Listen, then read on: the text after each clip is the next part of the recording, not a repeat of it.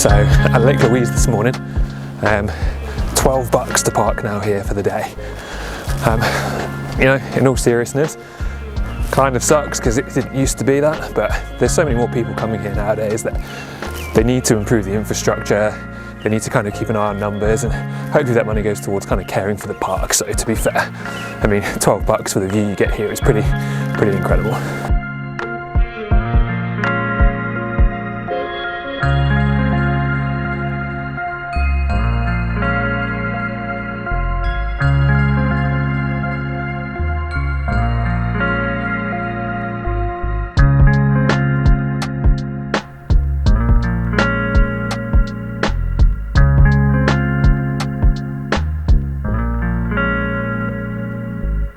I think it's Canada Day today, and it is really busy here. It's been a couple of years since I visited, and I don't think I've ever seen it this busy. It's 5 a.m. And I actually drove past the Moraine Lake Road on the way in, and that's closed already. So if you've seen that last video, it's closing even earlier on those busier days. But you know, part and parcel of it really, isn't it? But whilst you're here, you've got to get that hero shot.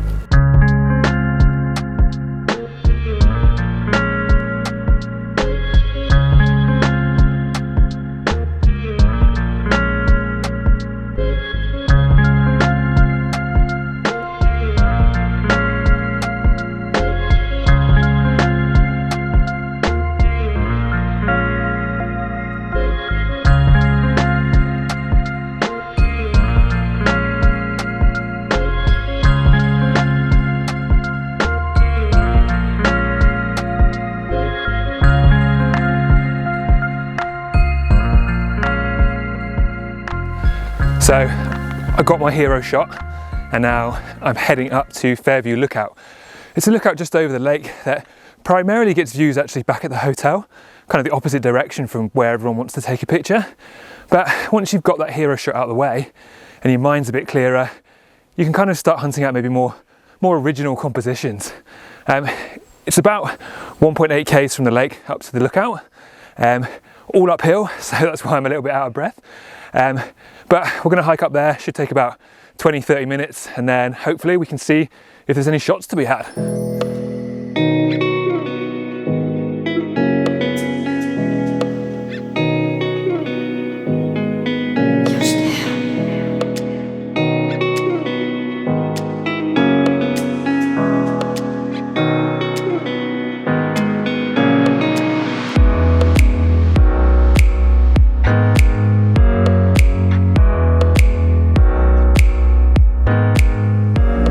Last time I was in Lake Louise was actually at the start of the COVID pandemic.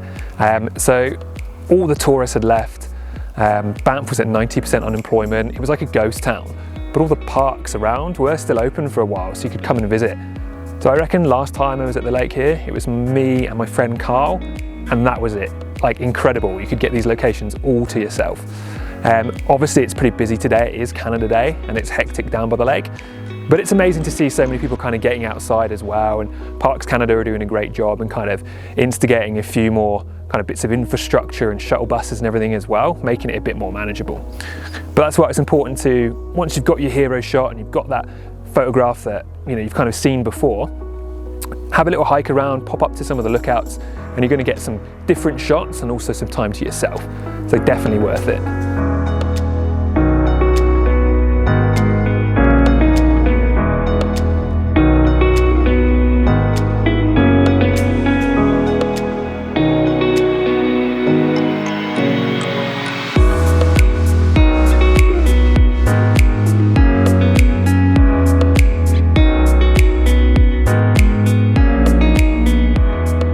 My favourite thing about these glacial fed lakes in Banff National Park is how they change colour.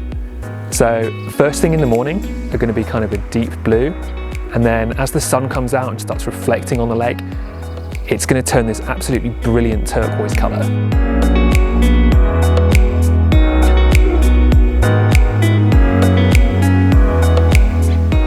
Now, I know that first shot I got this morning, it's not particularly original. I call it a kind of a hero shot, I suppose. It's that classic reflection of Lake Louise with the stones in the front, and everyone wants to get that shot, and rightly so.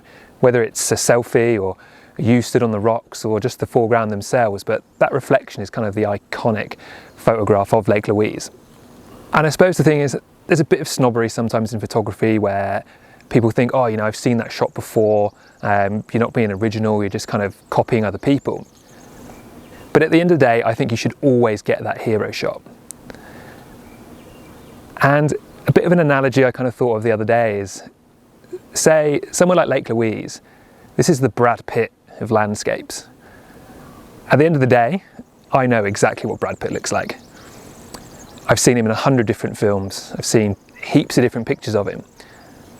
But if Brad Pitt was here, I would be taking a picture of him because I want to show that I saw him, that I've been there. And it's exactly the same with Lake Louise. Get that iconic hero shot, and then after that, you can free up your mind and go and find those other compositions. There are plenty of other compositions to be had at Lake Louise, especially during winter. So I'll leave you with a few of the shots I've taken over the years, just showing different foregrounds and different conditions. So feel free to check them out.